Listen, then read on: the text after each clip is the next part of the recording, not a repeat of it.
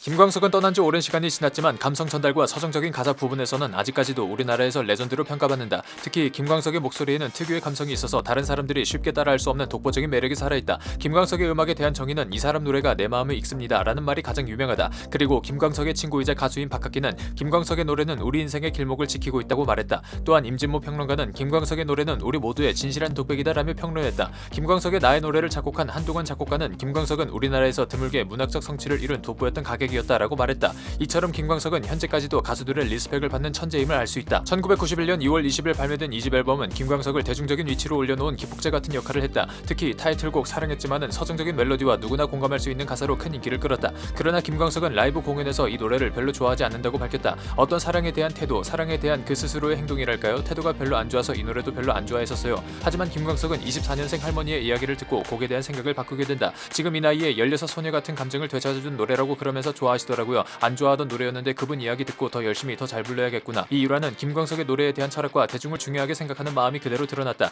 그다지 좋아하지 않는 곡도 팬들을 위해서 열심히 불러야겠다는 마음과 태도가 바로 김광석이 지금까지도 사랑받는 이유라고 생각된다. 사랑했지뿐만 아니라 세대를 가리지 않는 레전드 목소리를 가진 김광석은 수많은 명곡들을 보유하고 있다. 특히 김광석의 노래는 한 사람의 인생을 그대로 그린 것처럼 인생에 닥친 상황마다 어울리는 명곡들이 많다. 입대할 때는 이등병의 편지, 가슴 아픈 이별 후에는 잊어야 한다는 마음으로, 너무 아픈 사랑은 사랑이 아니었음을, 29살부터 30살 때는 서른 즈음에로, 인연을 잊지 못할 때는 사랑이라는 이유로, 좌절을 극복할 때는 일어나, 사회 정의를 외칠 때는 광야에서, 인생의 황혼기에는 어느 60대 노부부 이야기. 이처럼 삶을 노래한 김광석은 한국인들의 인생과 감성을 그 누구보다도 가장 감미롭게 표현한 가수이다. 거의 웬만한 곡이 다 알려진 김광석에게도 잘 알려지지 않은 숨겨진 노래 하나가 있다. 바로 슈퍼마리오 오프닝 곡이다. 이 노래는 미국에서 방영된 슈퍼마리오 만화의 한국어판 오프닝인데 노래는 알아도 가수를 모르는 경우가 많다. 슈퍼마리오 오프닝 곡은 김광석이 생전에 작사와 작곡을 모두 본인이 직접 한 노래이기도 하다. 여러 소극장 라이브를 돌면서 활발한 활동을 이어나가던 김광석은 1996년 1월 6일 새벽 4시 30분에 자택에서 숨진 채 발견됐다.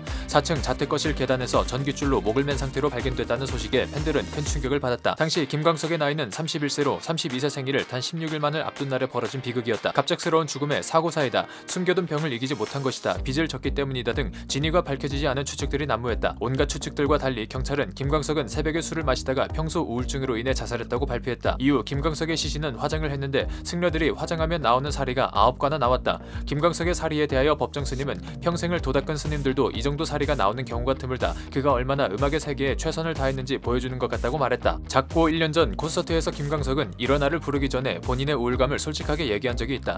한동안 뭔가 모르게 마음이 무겁고 답답했을 때예요. 뭐 정말 그만 살까 이런 생각도 하고 그럴 때, 어차피 그래도 살아가는 거 좀 재밌거리 찾고 살아봐야 되지 않겠는가 이런 생각하면서 만든 노래입니다.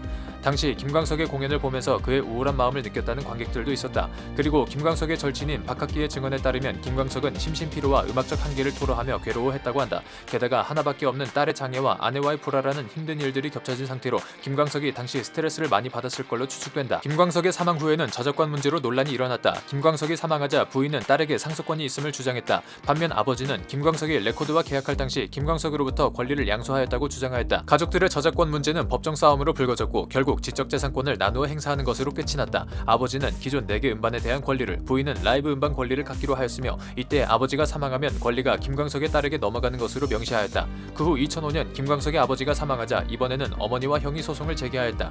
그러나 2008년 대법원에서 패소하여 최종적으로 저작권은 김광석의 외동딸에게 넘어갔다.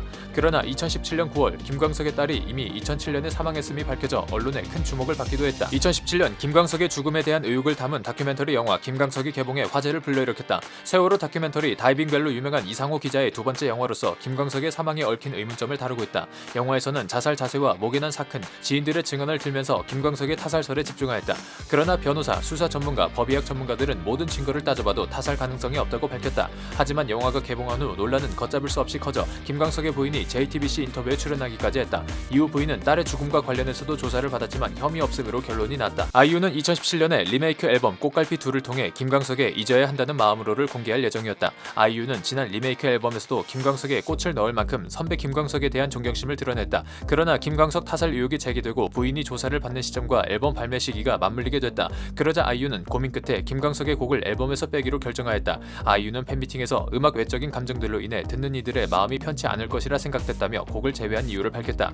비록 음원 발매로는 이어지지 못했지만 아이유는 라이브로 잊어야 한다는 마음으로를 공개하기도 했다. 아직까지 많은 사람들이 기억하고 있는 김광석의 목소리가 부활했다. SBS는 신년 특집 세기의 대결 AI 대 인간의 첫 번째 티저로 AI 김광석의 목소리를 공개했다. 96년에 세상을 떠난 김광석의 목소리가 2002년 발매된 김범수의 보고 싶다를 부르는 장면에 출연진은 충격을 숨기지 못했다. 실제로 김광석이 살아있다면 이렇게 불렀을 것만 같은 싱크로율에 소름이 끼칠 정도다. 또한 김광석의 AI 목소리가 단순한 음성인식 기술이 아닌 사람처럼 감정을 담아 노래를 부를 수 있다는 점이 눈길을 끈다. 공동경비구역 JSA는 김광석의 곡을 영화 속에서 적재적소에 사용했다. 특히 근데 광석이는 왜 그래 일찍 죽었다니? 야야 고저 우리 광석이를 위해 딱 한 잔만 하자우 라는 명대사가 아직도 회자될 정도이다. 이등병의 편지는 김광석의 호소력 깊은 목소리를 통해 영화 속 북한 군인을 어머니 생각에 울게 만드는 장치로 쓰였다. 이 장면을 통해 이등병의 편지는 군인들의 대표곡으로 확실하게 자리매김했다. 특히 영화 속 OST로 사용된 붙이지 않은 편지는 김광석의 유작 앨범에 수록된 곡으로서 영화의 분위기와 김광석의 마지막이 절묘하게 맞물려서 눈물을 흘리게 만든다. 90년대 초반 대한민국의 배경인 응답하라 1994에는 총 7곡의 김광석 노래를 삽입한 것은 물론 영상 자료까지 사용했다. 실제로 김광석은 삼풍백화점이 무너졌을 당시 콘서트를 하고 있었다. 삼풍백화점 소식을 들은 김광석은 다음과 같이 말했다. 상식적이지 않은 일이 상식화되는 일들이 주변에 많이 있습니다.